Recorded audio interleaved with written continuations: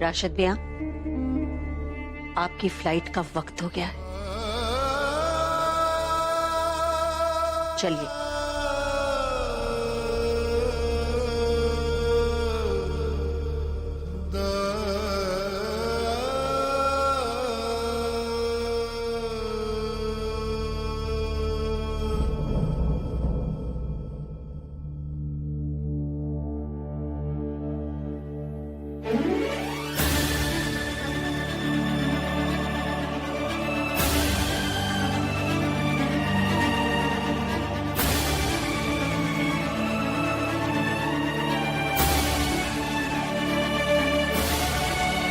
आप जाइए राशिद,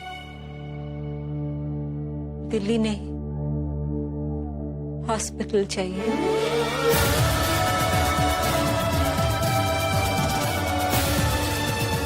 क्या कह रही हो तुम शिरीन? वही जो मुझे कहना चाहिए। अगर दिलशाद अपनी आखिरी सांसें गिन रही है तो राशिद को उनके पास होना चाहिए। आप जाइए राशिद, वक्त जाया मत कीजिए, जाइए। पूरा एपिसोड देखिए ZEE5 पर। अम्मी मत रोइए ना प्लीज। अम्मी आप अयान भाईजान को मना करती हैं उनसे मिलने के लिए, और फिर आज आपने खुद अब्बू को वहां भेज दिया। आपके अब्बू रुक जाते बेटा, लेकिन उनका दिल वहीं रहता, उन्हें दर्द होता, और उन्हें दर्द होता तो हम सुकून से कैसे रह पाते।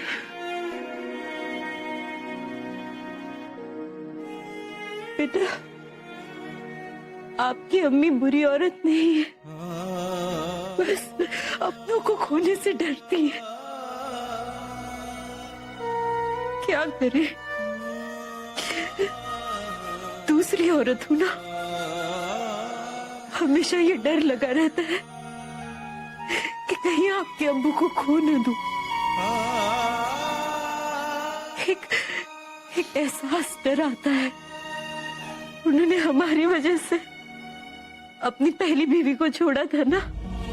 डरती हूँ बेटा कि किसी वजह से हमें न छोड़ दे। अम्मी अब्बू आपको छोड़कर कभी नहीं जाएंगे, प्लीज ऐसा मत सोचिए। हाँ प्लीज अब मत रोइए।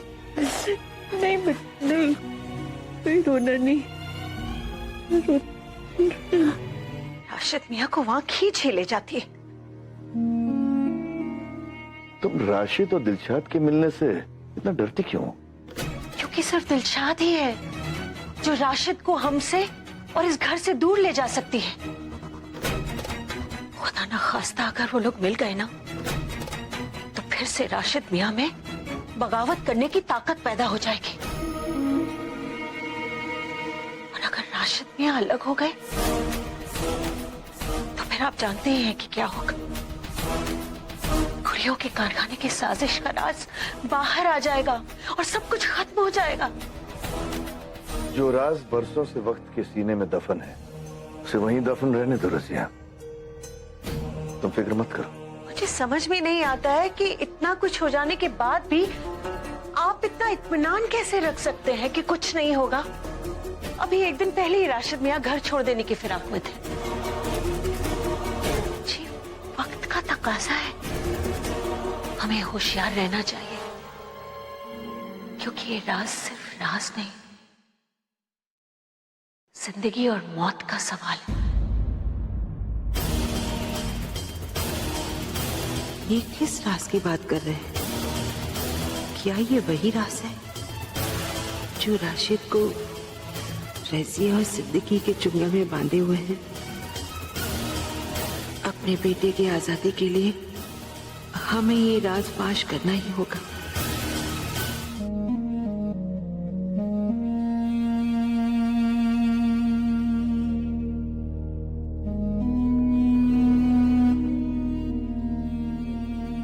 इतनी शिद्दत से अगर दुआ करोगी, वो तुम्हारी जरूर सुनेगा।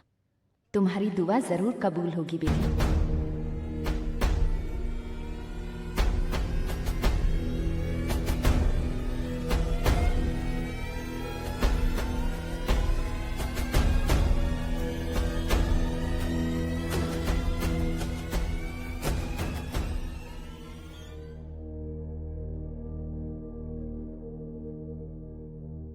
मिस्टर खान, आपकी दुआ कबूल हो गई है। आपकी अम्मी की हार्ट बीट सब स्टेबलाइज हो गई हैं और ब्लीडिंग भी रुक गई है।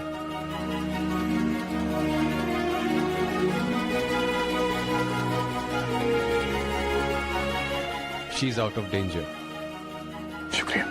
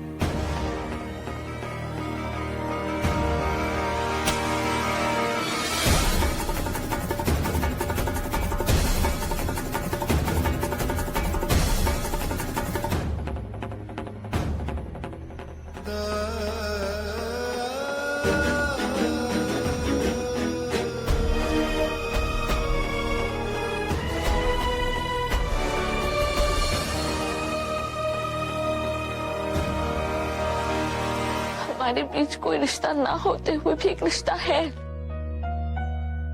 आपको पता है, एक बार मुझे और निखिल बाजी को कुछ लड़के छेड़ रहे थे,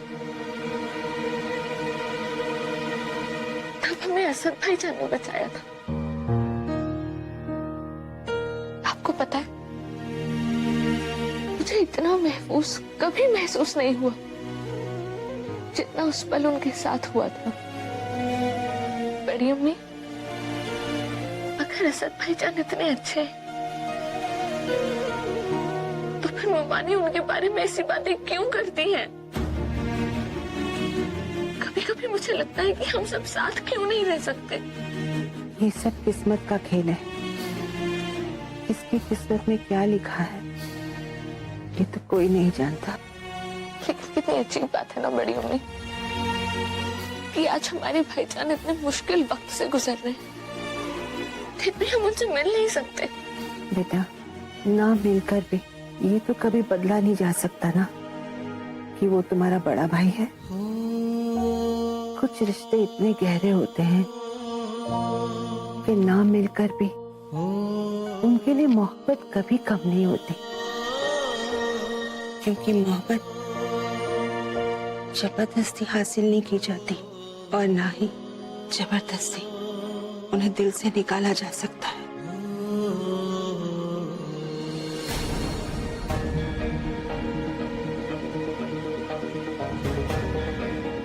तुम अपने कॉलेज के बारे में क्या कह रही थी? हाँ वो अम्मी, दिलशाद के बारे में बात हो रही थी ना?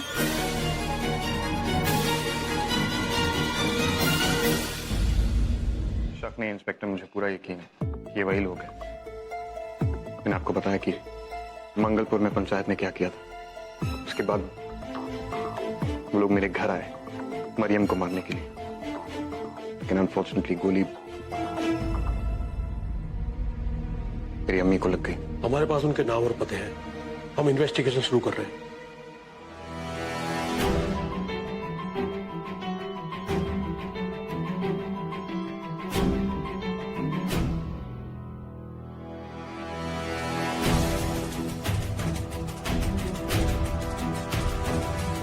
मिस्टर खान, आप निश्चिंत रहिए, मुझे जरूर पकड़ा जाएगा। शुक्रिया इंस्पेक्टर।